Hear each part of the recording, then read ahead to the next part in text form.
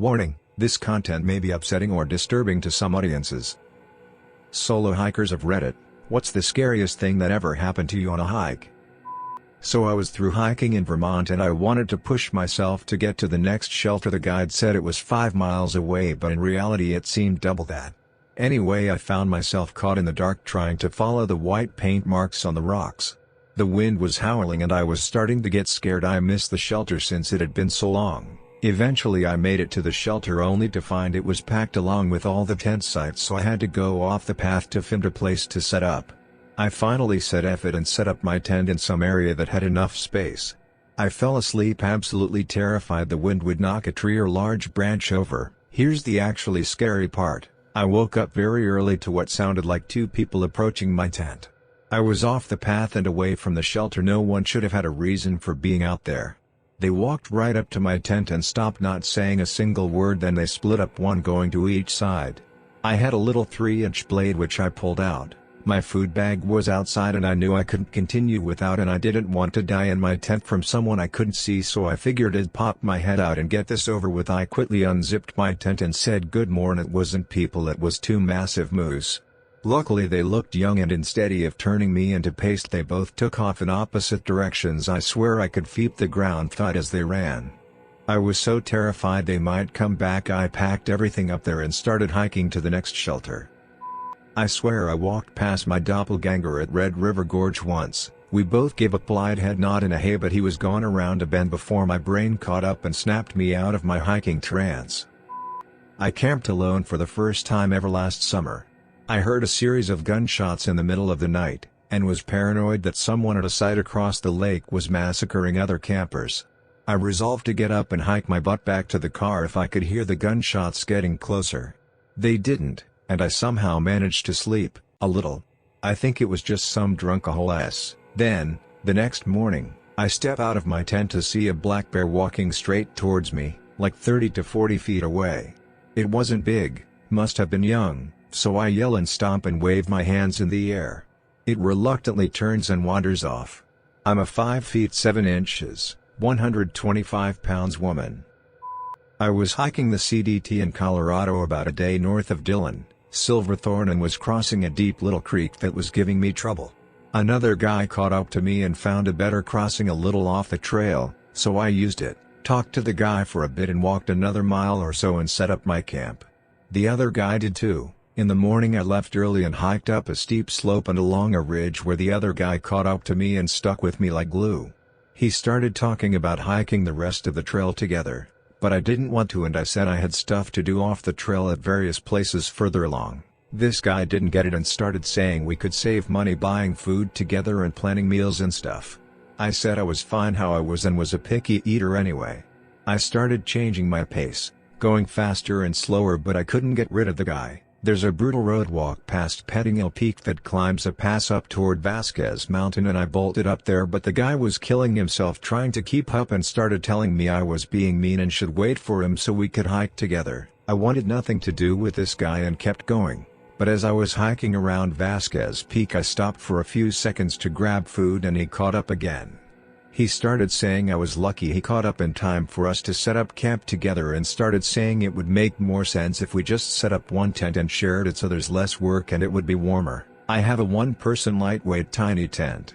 I grabbed my pack and left, went back around Vasquez and straight down the mountainside to a forestry road with this guy following me again. It got dark and hard to see, but I was on the forestry road by then and heading into Winter Park. A few miles before town there was a forest fire and some forestry crews working on it. They were all back at their camp just off the road, so I went to them and asked if I could put up my tent just behind them in a clearing. A few minutes later I saw the other guy go past. I was jumpy and a little scared after that and got off the trail in Grand Lake for a few days, went to Denver and bummed around. Got back on the trail and was a little paranoid at first, but didn't see the guy again, and when I asked other hikers if they'd seen him nobody recognized the description. I'm 6'2" inches and 200 pounds, but I'll take wild animals over that guy any day. I've posted this before. I was hiking through the remnants of a remote, long abandoned town in the surrounding area. To get to as far into the woods as I was, you had to cross fallen trees over a creek 3 times. I had just crossed the third bridge and was about 5 miles in, and something blue caught my eye just ahead of me. There was a man, in his 60s at least, wearing blue satin pajamas, sitting in a tree. The closer I got to him, the louder he laughed. It wasn't a maniacal laugh, but it set off all the alarms in my head nevertheless. He also wasn't wearing any shoes and looked well groomed/cleaned. I gave him a friendly nod as I passed and he just kept laughing. Then it stopped. I turned and he was gone. There was no branch cracking, plants rustling, nothing. He was just gone. Still rubs me the wrong way. The area I was in was a pretty rough hike, very secluded. Not very many people venture as deep as I was that day. No idea what was going on there. Not quite hiking, but in August of 2019, I loaded a bunch of camping gear onto my bicycle and spent the better part of the next 7 months riding 5,300 miles around the US. I most often preferred to wild camp, so rather than staying in proper campgrounds, I would just find a place to disappear into the woods for the night. In late September, I was wild camping somewhere in rural Montana. I was quite a ways out there, far from the nearest town. I went off into the woods and set up camp.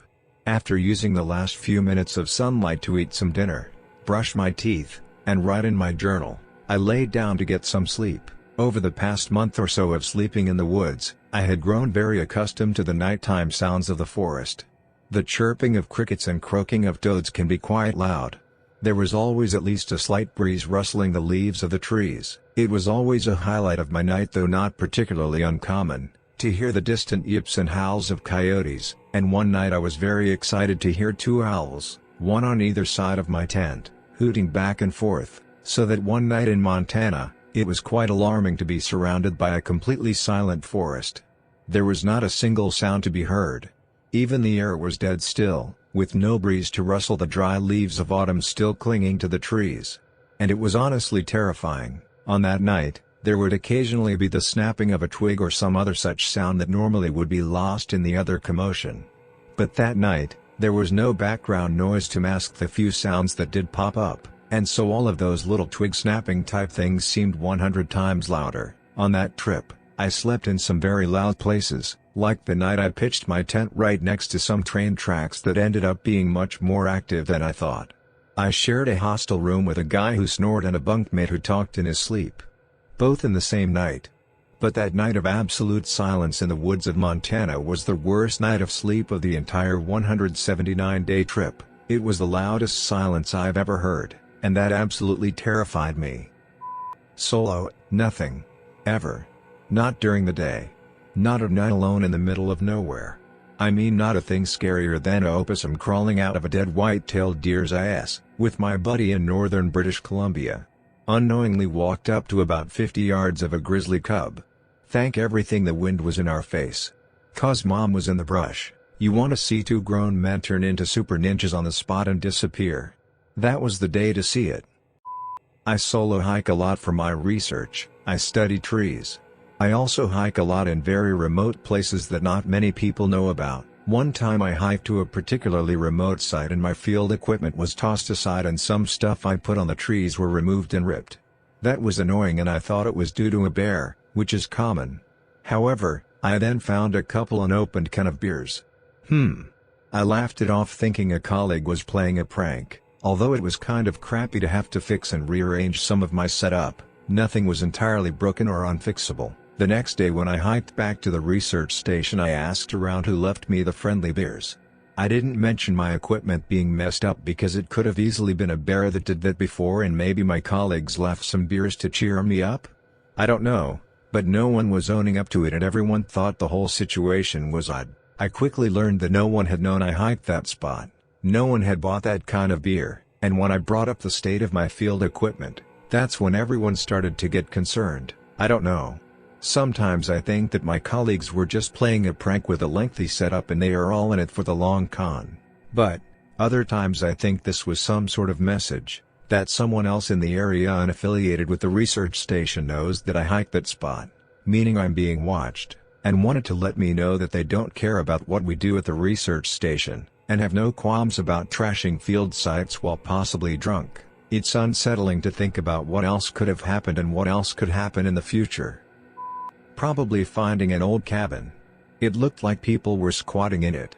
I noped the FCK out of there. Not today, cannibal hillbillies. Falling down Sycamore Canyon in Arizona. Saw what looked like interesting rocks off trail, decided to walk across a scree slope to take a look. Didn't look that steep, but it was. Rock shifted, foot slipped, and I can fly. The good thing about steep slopes is you don't hit too hard. Bad thing, you don't stop.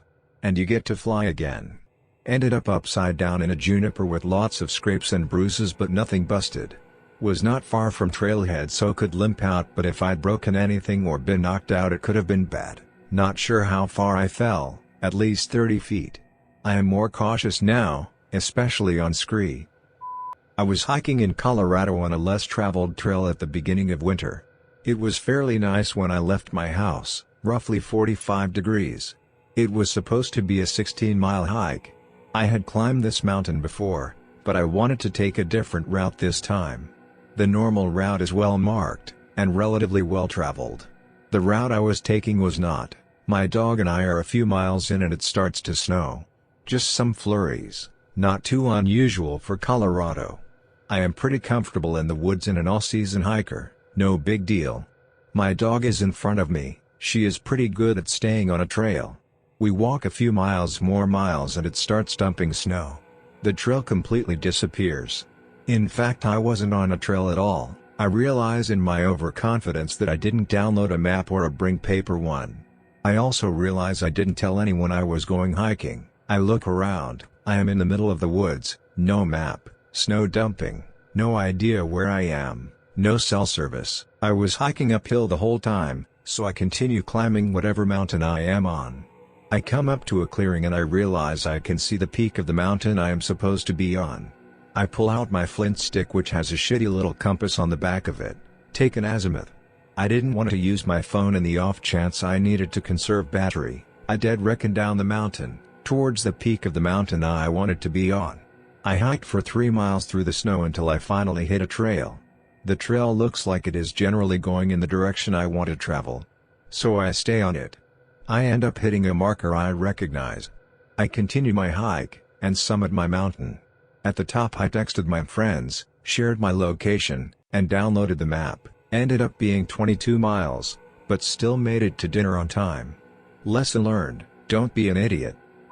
I was hiking in a state where the wildlife can eat you, so I was carrying a revolver in a shoulder holster, miles from civilization, basically on top of a glacier. A guy walking towards me on the trail suddenly pulls out a 1911 45 auto from his back waistband. I'm thinking the dude was going to pop a cap in my ass and he had the drop on me. There was no way I could draw from my holster before he got a shot off, so I figure I'll play it cool. He walks up to me with his pistol with a smile on his face. Hey, I'm carrying a 45, what are you carrying? I didn't know whether to give the guy a hug and a kiss or kick him in the balls. He scared the living SHD out of me. Well, 60 years of hiking British Columbia, Canada wilderness taught me that animals hear you and flee. It's the humans that can be odd, but you quickly can tell if they are outdoor type people or not. I hike true wilderness, so usually weirdos don't go to that kind of trouble. They want car access. That said, I have had 2 shifty guys ask me to come over and look in their trunk. Yikes.